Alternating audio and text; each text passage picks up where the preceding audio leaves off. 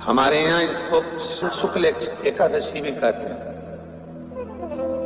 और कहते हैं ये सती माता ने यही एकादशी के दिन से जो व्रत साधना करना प्रारंभ करी थी वो सुख देने वाली थी। निवेदन है आपसे,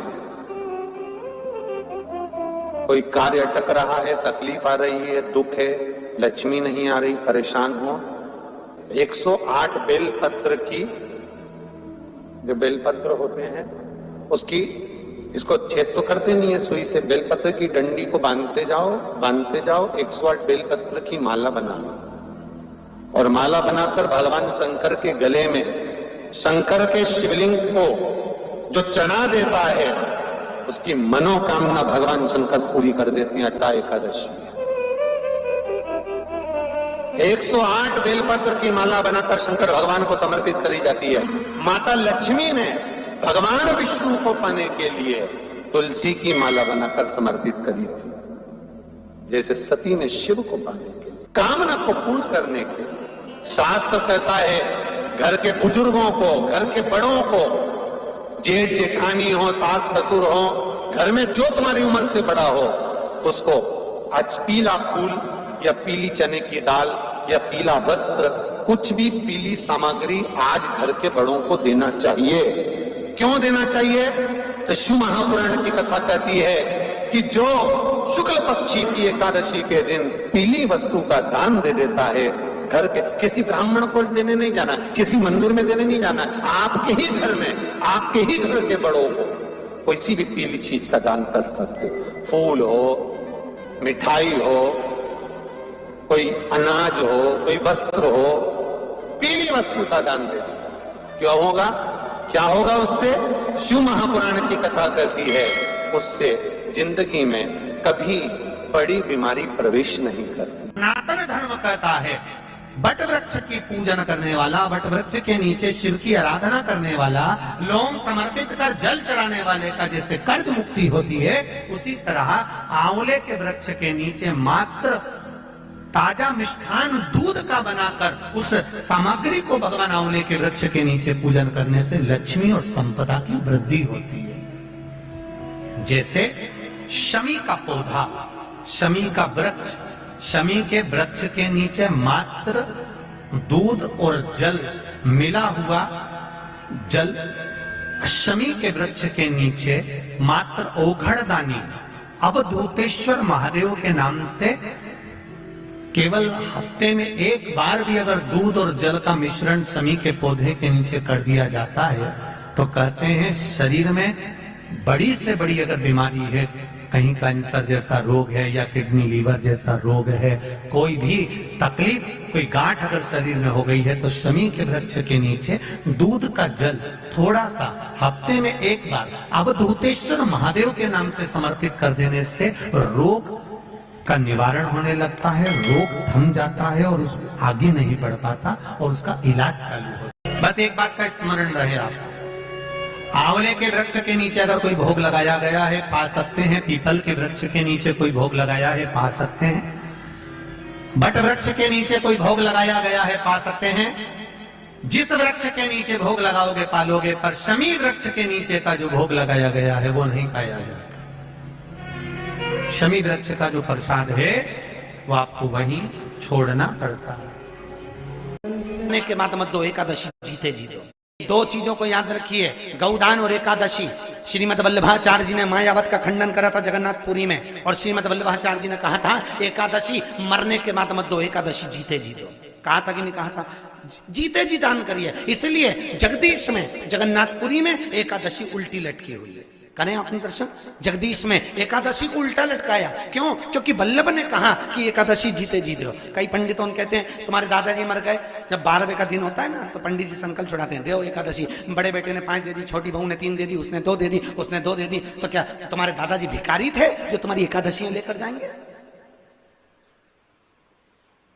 और तुम कौन होते हो दादाजी को एकादशी देने वाले? तुमने कौन सा इतने पुण्य कर लिए जो तुमने एकादशी दे दी? एकादशी के दान की महत्वता श्रीमद वल्लभाचार्य जी ने कहा कि कोई व्यक्ति अगर खटिया पर सड़ रहा है, पलंग पर तड़प रहा है, हॉस्पिटल में पड़ा हुआ है, तो निवेदन है कि उसको देखने जाओ तो अपनी करी हुई एकादशी में से 2 एकादशी का दान उसको तुरंत दे दो। क्यों? तो जिससे उसको मोक्ष मिल जाए, मरने के बाद नहीं। क्योंकि मरने के बाद तो वो 10वें के दिन, गरुड़ पुराण में लिखा है 10 दिन तक जीवात्मा घर की अटारी पे रहती है। कितने दिन? 10 दिन। 10 दिन के बाद जीवात्मा चली जाती है। कहां जाती है? उसको जहां जाना है। 3 दिन में उसको भोग भोगना पड़ता है जीवात्मा को। 3 दिन नरक का भोग भोगती है, उसके बाद स्वर्ग का भोग भोगती है। 18 दिन में ये प्रोसेस पूरी हो जाती है। कितने दिन? 18 दिन। 18 दिन के बाद में उस जीवात्मा को धान के खेत में पटका जाता है। किसके खेत में? धान के, चावल के खेत में। इसलिए कहते हैं एकादशी के दिन चावल मत खाओ। कहते कि नहीं कहते? और क्या कहते हैं? द्वादशी के दिन चावल खाना जरूरी है। एकादशी का पालना करना है तो द्वादशी को चावल का 1 ग्रास खाओ, तब द्वादशी को चावल खाओगे तो एकादशी लगेगी। चावल नहीं खाओगे तो एकादशी नहीं लगेगी। द्वादशी को चावल खाना जरूरी है। क्यों कहते हैं? क्योंकि धान के खेत में जीव को छोड़ा जाता है। उस धान के खेत में, चावल के खेत में जीवात्मा रहती है। उसको चिड़िया खाती है तो चिड़िया के रूप में जन्म लेता है, मनुष्य खाता है तो मनुष्य के रूप में जन्म लेता है। इसलिए एकादशी के दिन चावल नहीं खाया जाता, क्योंकि एकादशी के दिन हम चावल खाएंगे तो जीव हत्या का दोष लग जाएगा। फिर कब खाना है? द्वादशी के दिन। द्वादशी के दिन क्यों खाया जाता है? क्योंकि हम एकादशी के व्रत करे रहते हैं और पहला घासा जब चावल का खाते हैं तो अपनी करी हुई एकादशी का पुण्य, जितने जीव हमारे मुंह में जाते हैं उनको उसका पुण्य मिल जाता है और उनका फिर जन्म नहीं होता, वो तर जाते हैं, उनको एकादशी का भाग मिल जाता है। इसलिए कहते हैं एकादशी को चावल मत खाओ, पर द्वादशी को जीवात्मा है। और आपने एकादशी कब दान दी? बोलो जम के। 12वें के दिन, 13वें के दिन आपने एकादशी का दान दिया, वो मिली उनको? अरे बोलो अच्छे से। कई तो अभी तक कर रही होगी, हमारे दादाजी के निमित्त की कर रहे हैं, कर ले।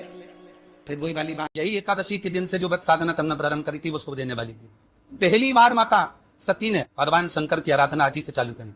निवेदन है आपसे, कोई कार्य अटक रहा है, तकलीफ आ रही है, दुख है, लक्ष्मी नहीं आ रही, परेशान हो, 108 बेलपत्र की, जो बेलपत्र होते हैं उसकी, इसको छेद तो करती नहीं है, सुई से बेलपत्र की डंडी को बांधते जाओ 108 बेलपत्र की माला बनाना। और माला बनाते भगवान शंकर के गले में, शंकर के शिवलिंग को जब चढ़ा देता है उसकी मनोकामना भगवान शंकर पूरी कर देती है। 108 बेलपत्र की माला बनाकर शंकर भगवान को समर्पित करी जाती है। आज ही के दिन माता लक्ष्मी ने भगवान विष्णु को पाने के लिए तुलसी की माला बनाकर समर्पित करी थी, कामना को पूर्ण करने की। शास्त्र कहता है घर के बुजुर्गों को, घर के बड़ों को, जेठ जेठानी हो, सास ससुर हो, घर में जो तुम्हारी उम्र से बड़ा हो, उसको आज पीला फूल या पीली चने की दाल या पीला वस्त्र, कुछ भी पीली सामग्री आज घर के बड़ों को देना चाहिए। क्यों देना चाहिए? तो शिव महापुराण की कथा कहती है कि जो शुक्ल पक्षी एकादशी के दिन पीली वस्तु का दान दे देता है, घर के किसी ब्राह्मण पर देने नहीं जाना, किसी मंदिर में देने नहीं जाना, आपके ही घर में, आपके ही घर के बड़ों किसी भी पीली चीज का दान कर सकती है। फूल हो, मिठाई हो, कोई अनाज हो, कोई वस्त्र हो, पीली वस्तु का दान दे। क्या होगा? क्या होगा उससे? शिव महापुराण की कथा कहती है उससे जिंदगी में कभी बड़ी बीमारी प्रवेश नहीं कर। जिसके घर में कमाने वाले 2-4 हैं, पैसा तो आ रहा है, अब घर में टिक नहीं रहा, डॉक्टर में, पुलिस में, एक्सीडेंट आदि में, कहीं गलत जगह पर व्यसन में अगर पैसा जा रहा है, जुए में, मांसाहार, मदिराम पान, या कहीं आया पैसा आने में कमी नहीं आ रहा, पर टिक नहीं रहा, रुक नहीं रहा, कोई मांगने आ लिया, दे दिया, पर वहां से अपने पास नहीं आ रहा, अपन कह रहा भैया हमारा पैसा लौटा दो, नहीं आ रहा। हमारा शिव महापुराण की कथा कहती है एकादशी के दिन गंगा के जल में मात्र 7 बेलपत्र डालकर जो नंदीश्वर भगवान अर्थात जो शंकर जी के शिवलिंग के सामने नंदी होता है, उस नंदी के चरण पर गंगा का जल चढ़ाकर बेलपत्र शिव पर समर्पित कर देता है, उसके घर में रुपया रुकना चालू हो जाता है, तो वो गलत जगह पर नहीं जाता। गलत स्थान पर वो धन जाएगा ही नहीं। बेटा अगर व्यसन में पड़ा हुआ है, मदिरा पान का पड़ा हुआ है, मांसाहार में, जुए आतिक में जा रहा है, तो भी लग रहा है कि मेरा बेटा गलत मार्ग पर जा रहा है, मित्र दोस्ती गलत हो रही है, वो सही जगह रहे। कई लोग इसको धन के लिए भी करते हैं, संपदा के लिए। संपदा के लिए अर्थात जिसका व्यापार नहीं चलता, जिसके घर में पैसा नहीं आता, या नौकरी नहीं लग रही, या सर्विस नहीं लग रही, आप अप्लाई कर रहे हो, जगह जगह जाकर इंटरव्यू दे रहे हो और पैसा नहीं आ, तो उसके लिए प्रयास किया जाता। पर उसके लिए यहाँ पर जो धन के लिए करते हैं उसके लिए विष्णुपदी के लिए करते महाराज। जैसे गंगा के जल में तुलसी के 11 पत्ते डाली जाते। कितने पत्ते डालते हैं? 11 तुलसी के पत्ते डालते हैं, और उसको किसी भी नारायण के मंदिर में राम कृष्ण शिव शंकर राम कृष्ण भगवान विष्णु, दत्त आदि जितने नारायण के मंदिर है, उस मंदिर में किसी भी पात्र में, एक छोटे से पात्र में उसको भरकर रखी आते महाराज, उससे भी जॉब सर्विस नौकरी में सफलता प्राप्त। और एकादशी का दूसरा नियम बहुत ध्यान से सुनिएगा। जिस दिन आपकी एकादशी का व्रत हो उस दिन प्रयास करिएगा कि अपने हाथ से किसी भी वृक्ष की कोई पत्ती टूटे ना। किसी भी वृक्ष की, पौधे की, किसी भी वृक्ष की पत्ती अपने हाथ से ना टूटे। बहुत ध्यान दीजिएगा महाराज। एकादशी का ये दूसरा नियम है कि अपने हाथ से किसी पौधे की, किसी वृक्ष की, किसी डाली की, जो पूर्व में किया गया हमारा पाप कर्म है, हमने किसी जीव की हत्या करी है, हमने किसी को कष्ट प्रदान करा है, हमने किसी को अपशब्द कहा है, हमने किसी को ताने दिए, हमने किसी को आड़ा टेढ़ा कहा है, हमने किसी को गालियां दे दी है, मात्र एकादशी का व्रत ही कर लेने पर ये सारे जो दोष हैं वो समाप्त हो जाए। जब एकादशी का दिन रहे और शंकर जी के मंदिर में आप जल समर्पित करें तो 3 बार मुख से स्वधा स्वधा स्वधा। गंगा के जल में एकादशी के दिन 7 बेलपत्री डालकर जो नंदीश्वर भगवान अर्थात जो शंकर जी के शिवलिंग के सामने नंदी होता है, उस नंदी के चरण पर गंगा का जल चढ़ाकर बेलपत्री शिव पर समर्पित कर देता है, उसके घर में रुपया रुकना चालू हो जाता है, फिर वो गलत जगह पर नहीं जाता। एकादशी के दिन द्वादशी भी पड़ जाए, एकादशी के दिन त्रयोदशी भी पड़ जाए, मतलब एकादशी, द्वादशी और त्रयोदशी तीनों तिथियां एक साथ पड़ जाए और उस दिन एकादशी का व्रत जो रख लेता है उसको हजारों एकादशी का पुण्य फल प्राप्त हो जाता है। फिर वो जिंदगी में एकादशी करे चाहे ना करे। और फिर ध्यान देना, कोई मर रहा है, कोई तड़प रहा है और आपने तो अपने जीवन में एक ही एकादशी करी और वो कौन सी त्रिविधि, और मान लो कोई मर रहा है तो आप उसमें से अपनी एकादशी में से आप 5 एकादशी दे सकते, भले आपने एक करी हो, क्योंकि आपने हजारों कर ली एक साथ।